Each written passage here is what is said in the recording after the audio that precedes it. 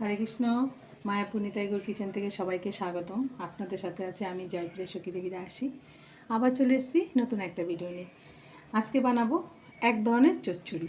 দেখুন, এখানে পটল নিয়েছি, বেগুন নিয়েছি। আমরা পটল দিয়ে অনেক রিচভাবে পটল পোস্ত, পটলের রসা অনেক কিছু রান্না করি, কিন্তু এটার মধ্যে না জিরে বাটা না আদা বাটা, একদম সিম্পলভাবে একটা চচ্চড়ি বানাবো। দেখুন, পটল নিয়েছি, বেগুন নিয়েছি, আর পটলগুলি বানাতে হবে একদম চিকন চিকন করে। তাহলে চলুন দেখে নিই কীভাবে এই চচ্চড়িটা বানাতে হয়। পটলটা সাইডগুলি একটু ফেলে দিলাম, ফেলে দিয়ে একটু ছুলে নিলাম, হাফ হাফ করে ছুলে নিলাম। আর এরকমভাবে একদম চিকন চিকন করে এই চচ্চড়িটা খুবই ভালো লাগে। সবসময় পটল মানে জিরে আদা বাটা দিয়ে রিচ করে খেতে ভালো লাগে না। দেখুন,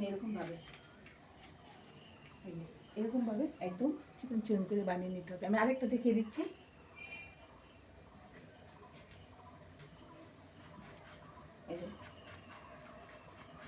একটু হালকা হালকা করে ফেলে দিতে হবে।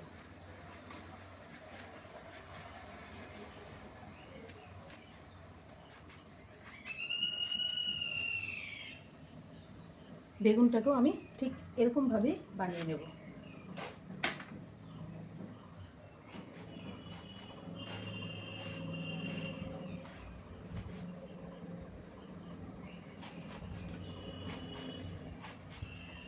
একই রকমভাবে বেগুন, আলু, পটল বানিয়ে নিচ্ছি।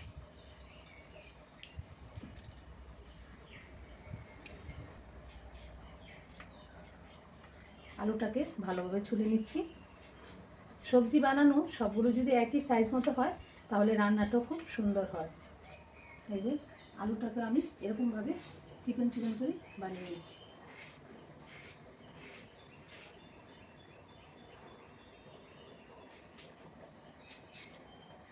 দেখুন, সবজিগুলো বানানো হয়ে গেছে। সব কিছু আমি ধুয়ে একটু পরিষ্কার করে নিয়েছি।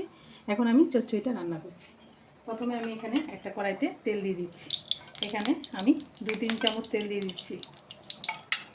তেলটা একটু গরম হতে দিলাম।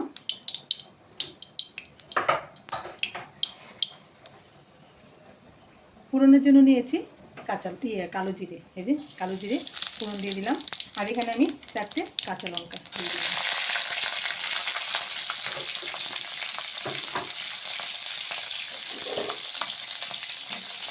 ভালো করে লঙ্কাটা আর কালো জিরাটা ভেজে নিচ্ছি। দেখুন, লঙ্কাটা ভাজা হয়েছে, কালো জিরাটা ভাজা হয়েছে। এখন আমি এখানে সবজিগুলি দিয়ে দিচ্ছি।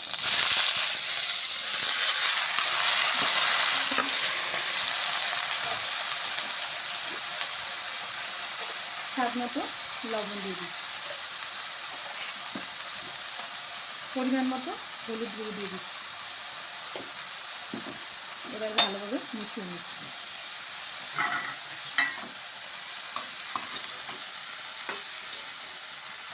নেড়ে ছেড়ে আমি 3-4 মিনিটের জন্য একটু ঢাকা দিয়ে দিচ্ছি সবজিটা সিদ্ধ হওয়ার জন্য। ঢাকনাটা খুলে দিচ্ছি। দেখুন, একটু জল উঠেছে। সবজিগুলো খুব সুন্দর সিদ্ধ হয়ে গেছে। দেখুন, পটল নরম হয়ে গেছে।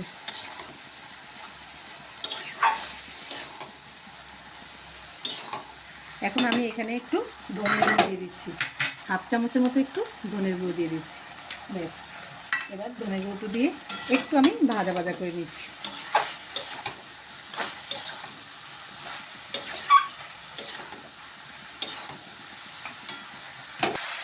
দেখুন, ভাজা ভাজা করে দিচ্ছি, ধনের গুঁড়োটা দিয়েছি। আর এখন একটু আমি অল্প একটু চিনি দিচ্ছি। চিনিটা দেওয়ার কারণ হলো একটু টেস্টটা বাড়বে সবজিটা। অল্প একটু আপনারা চাইলে দিতে পারেন, কিন্তু অল্প দিলে কিছুই হবে না। হ্যাঁ, আর এখন আমি ভাজা ভাজা করে নিচ্ছি। আর দেখুন কত সুন্দর পটল আমরা রান্না করি, কত মশলার দরকার। আর অল্প একটু তেলে, মশলা ছাড়া এই গরমে কত সুন্দর একটা সবজি হয়। আর এটা খেতেও খুব অপূর্ব লাগে। তেল না, ঝাল না, খুব ভালো। দেখুন কত সুন্দর ভাজা ভাজা হয়েছে। সবজি এখন উঠে উঠে আসছে। একটু আমি কড়াই থেকে ভাজা ভাজা করে নিলাম। এখন আমি নামিয়ে দিচ্ছি সবজিটা। একদম অল্প একটু হয়ে গেছে, মজে গেছে, খুব সুন্দর হয়। রেডি হয়ে গেল পটলের চচ্চড়ি। এরকমভাবে আপনারা রান্না করে ভগবানকে ভোগ লাগিয়ে একটু প্রসাদ পেয়ে দেখবেন। আর কেমন লাগলো অবশ্যই আমাকে কমেন্ট করে জানাবেন। আর সবাই ভালো থাকবেন, সুস্থ থাকবেন। আবার দেখা হচ্ছে পরের ভিডিওতে। হরে কৃষ্ণ।